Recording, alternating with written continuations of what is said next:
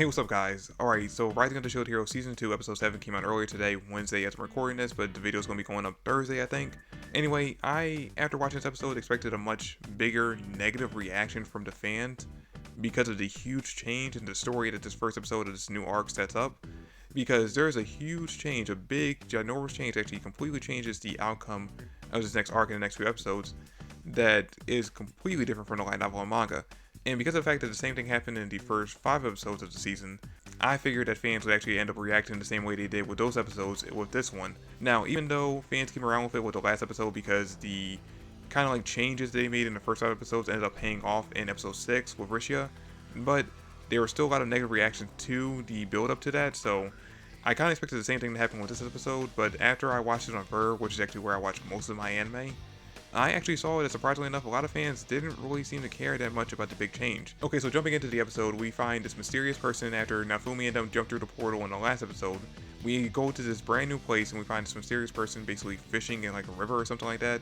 And then in the distance, they actually see or hear Naofumi and them actually make their grand entrance into the brand new world. Now, as soon as we cut over to Naofumi, we see him and Rishi actually waking up in a jail cell, and the two of them realize quickly that their levels have actually been reset to level 1. And they immediately start to wonder where are Philo and where are Raphtalia.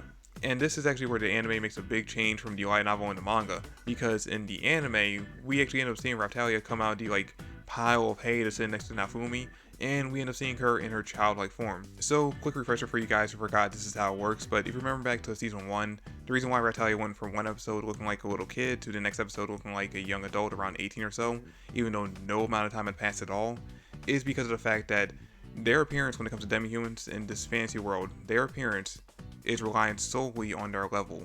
So when Raphtalia was first introduced, she was around like level 1 or so, and then as she leveled up more and more, she eventually grew up to looking like the 18 or so year old that we were kind of used to her being.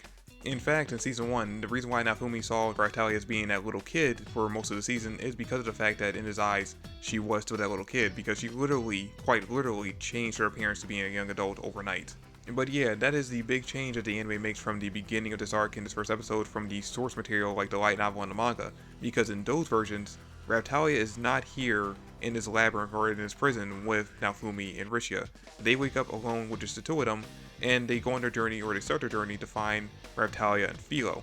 Now, Philo, we're not going to get to her because there's actually going to be a big thing that comes up later on, possibly in the next episode, but when it comes to Raphtalia, in the light novel and the manga, she was actually working alongside Lark and his gang. And just like in the anime, she did start out in this world as a kid, going back all the way to level 1, but by the time Naofumi and Rishia found her again, she was already back to being like her 18-year-old self, and she actually had made some major progress in not only figuring out what's going on in the world, but also developing new abilities.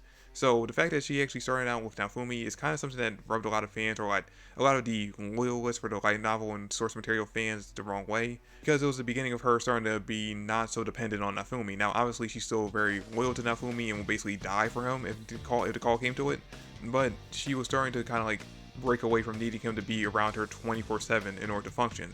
So that's actually something that fans are actually worried that we're not going to actually get developed in this next arc. I still say there's kind of room for her to grow. There's kind of room for her to basically develop that way still, even though she is with Naofumi.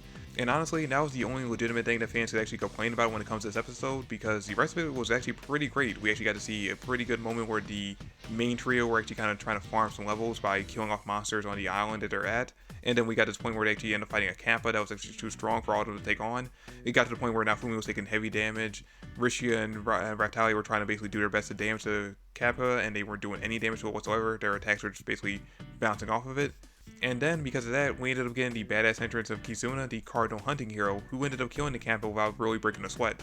And you know what? It was actually kind of refreshing to see how quickly Naofumi bonded with Kazuna in this episode, because if you go back all the way to season 1, when Naofumi first met the other 3 heroes from his world, even though they were all from Japan, he wasn't really able to bond with them as quickly. In fact, he was actually very awkward around them in the beginning, simply because of the fact that he just couldn't get close to them. But when it came to this one, even though he had every reason not to trust her because of the fact that he finds out that she's actually allies with Lark and Glass, he still kind of bonds with her pretty quickly after they share a meal together, and he even tries to bring her out of the labyrinth with him when he does eventually find a way to escape. Which is going back to what I said in my last review about how Naofumi's actually grown a lot and actually became more trusting and willing to trust people than he was in the last season, where he pretty much only trusted Philo, Melty, and Raphtalia. Now, once Kazuna actually mentions to Naofumi that basically they're stuck in an infinite labyrinth, and she actually found the end of the labyrinth that basically leads off to basically a invisible wall, kind of like if you were playing a game, how there's an invisible wall that you just can't go past no matter how much you try. And I actually like the way that Naofumi decided to break through that invisible wall by using that dangerous, like, ever-growing plant to basically force their way through it and basically open up the portal outside the infinite labyrinth to bring them back to Kizuna's world. So that's actually kind of an interesting way that he developed it, and you know, it's going back to something that he actually had on him all the way back in season 1 that we actually never got to see him actually use and develop. So him being able to do that in this episode and actually kind of figure out that plan was actually really smart on his part, and I actually really enjoyed how creative he was with that. And yeah, that's where the episode ends, with them breaking out of the infinite labyrinth and going back to the world that Kazuna came from, or the world that she was transferred to be a cardinal hero. Now, they're not out of danger just yet because of the fact that we found out earlier in the episode that the reason why Kazuna was in the labyrinth was because she was captured by an enemy country and put there. So they're still in the enemy country, so they had to be careful where they are, especially since Kazuna is the only one at a fighting level, and her weapon does not actually affect humans. She can only kill monsters with it. So until Raphtalia, Rishia, and Naofumi actually level up again, they're still in a lot of danger. But anyway, guys, that's it for the episode. I give it a solid 8.5 out of 10. I really enjoyed it, and I'm actually looking forward to seeing what happens in the next one. But let me know in the comment section down below what you guys thought about the episode. I hope you guys enjoyed the video. If you did, please give me a like and subscribe to the channel, and look forward to the next review that comes out next week. Anyway, guys, that's it for the video. Thanks for watching, and I'll catch you all in the next one. Peace.